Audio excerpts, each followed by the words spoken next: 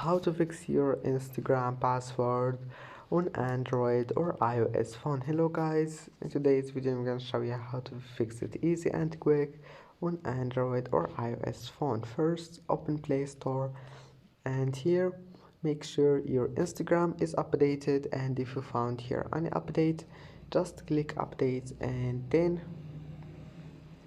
go to settings, go to your Instagram settings here, and now just scroll down until you find security, and then click password. Here type your current password and then your new password, and type here your new password again, and here type it, and here click this icon, and your new password will be saved.